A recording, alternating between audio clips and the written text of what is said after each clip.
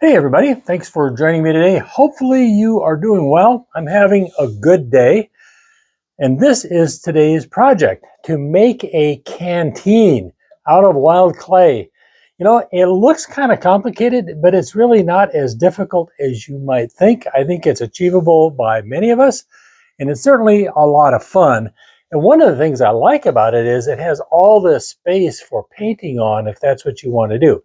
I'm not going to do any painting in this video. It's just kind of a how-to tutorial on how to make a canteen. So let's get started. Getting started here, I have wild clay. I mixed actually two different kinds of clay together, about 20% grog for temper. You want to have a clay here that's fairly strong, good wet strength, so it's not floppy, because we're putting the two sides of this canteen together, and it needs to be strong enough so it doesn't sag. So I'm kind of flattening things out, and then what I do is use a roller. These are just dowels that I buy at Home Depot, cut them to length. Now, I doubt that Native Americans use dowels like this, but my guess is that they probably use slabs to make this kind of a project. So I first work on the front of the canteen, and then I will make another piece for the back side, put the two together. So I'm just cutting this to about size. I'm going to trim it even more later on. This is just to get it to an approximate size. And then what I'm actually going to do is put it over another pot. This is called a hump mold. And my guess is that that is a fairly traditional kind of way to do things. The way to get the clay to the right thickness is I'm using spacers. You can see the little wooden pieces here. These are about 1/4 of an inch thick. You can use whatever thickness you want, but it makes everything much more consistent. You can just pat it out by hand if you want as well, and that certainly will work. My guess is that these canteens were not made with coil and scrape method, that they probably did use slabs. So I'm moving the slab onto another piece of cloth, and then I'm going to put it on top of another pot that I made, and that will give the shape of the front of the canteen. And so this is called a hump mold, and what you want to do is kind of take your time to get the slab to fit over the shape of whatever mold you're using. You can use anything you want. So use a combination of scrapers, use your hands, use a little bit of water, take your time. If you rush it too much, it's going to crack. So just take your time in doing it. And then once that is done, we're going to let it set aside and firm up. And then I can do exactly the same thing with the back side. Now, I'm using a different profile for the front. That's more rounded. The back is not flat, but it is much more flat. And you'll see that here in just a second. So this takes a little bit of time, but again, there is no hurry here.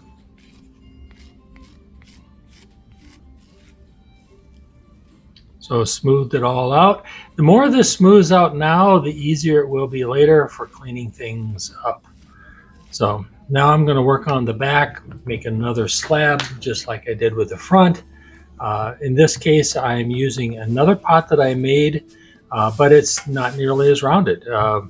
So no problem with that. It works best to have it sitting on a piece of cloth. Here, you don't see it, but I smoothed this all out. It's sure a lot easier when it doesn't have as much of a profile to it. I guess I do smooth it out a little bit. And so then I let these dry. This is the most critical piece. It needs to be dry enough so that when you can handle them and they don't distort too badly. Now I cut this to size now. So it's best if you can rest your blade on something to get a nice even seam here. And then I measure this and then do the same thing with the back. What I'm doing here is putting the half of the canteen in another bowl to support it while I can work on it. So then I'm going to measure the piece for the back of it, cut that out. Now, unfortunately, I forgot to turn the camera on and I didn't show putting these things together. And that is pretty important. So you need to make sure that the clay is firm enough so it doesn't bend too easily, but soft enough so you can join it together. And what you want to do is make a coil of very soft clay that you're going to put at the joint between the front and the back. So think of getting frosting on 2 layers of cake. And so I'm going to put this frosting between the front and the back and smoosh it down. You want to get as good a connection as you can. Here I'm fitting it, and yeah, I get everything good and wet. I score the edges of it because for the most part, this clay has been sitting for several hours and it is relatively stiff and firm. So I need to get the edges so that they are soft enough so I can join the two together. Again, I have another little coil of clay that goes all the way around on the edge, but you can't see that. I'm sorry about that. And then I take a scraper and scrape it pretty aggressively, not only to smooth it out, but to join that joint together as best I can. And I think it's going to work out okay. That's worked out in the past. And then, so what I will do after that is maybe let it dry up a little bit, but I put it in a box so it's sitting on its edge, so I can work on the spout of this thing and the little handles. So just support it because it's all a little bit fragile because this is all leather hard and it still will bend. So you just cut out where you want the spout and you decide what kind of shape you want it to be. So I make a coil to start that spout. And this probably is the most fiddly part of the whole business, is getting everything to fit and be the profile and the shape that you want it to be. Join everything together with plenty of water, score the edges. And then I always use other little pieces of clay at all of the joints. I call those a fillet. It's even more important on the little handles.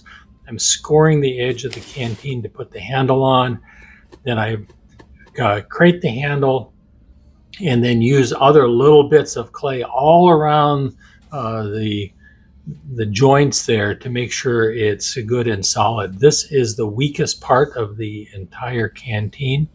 And then you just have to work with it to get it the shape that you want it to be. And so that actually takes a little bit of time to do that, but it's all part of the fun.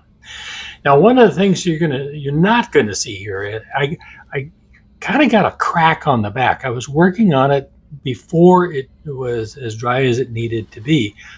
And what I ended up doing, because it was sinking down, I blew on the spout to kind of push everything out. And when I did that, I got a crack on the back.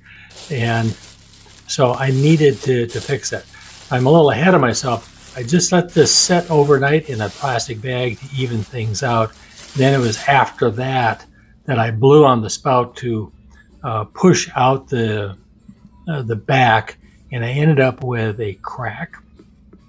So what I'm going to do with that crack is to cut it out with an X-Acto knife. In this case, you can see I'm just smoothing things out, cutting things to the right shape. You just have to work at it so that it has the shape and profile that you want. I'm stone smoothing this, so I put a little bit of water on the canteen and then use a flat rock and just work back and forth, fill in any low areas, scrape off any high areas, just kind of cleaning it up. Okay, here's the crack that I was talking about. And so I cut out most of it with an X-Acto knife because I'm going to fill it in with soft clay. And I'm going to take some vinegar and squirt it on that crack. Vinegar, I don't know what happens chemically, but it makes it all stick together better.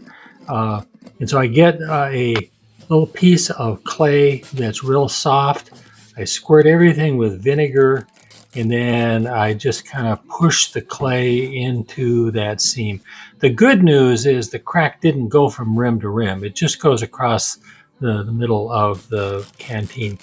Whether it'll hold, and I don't know. I don't think it's going to crack when I fire it, but it's hard to say.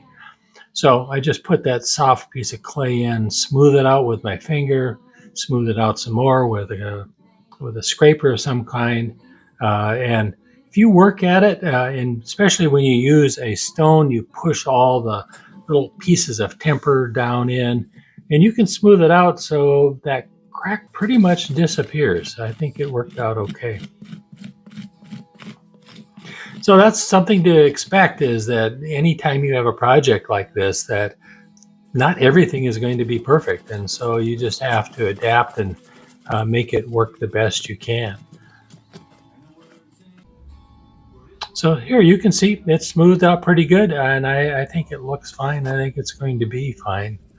Then I'm just smoothing everything out, working on those edges, on the seams, and everything's looking pretty good here. Now what you can do is, if you choose, you can let this dry some more. Then you use a very smooth stone. You can polish it and you can slip it as well. But for this project, I would say this is basically done. Well, hopefully you found this to be kind of interesting, and even better yet, hopefully it motivates you to give this a try. I think it's a fairly doable project.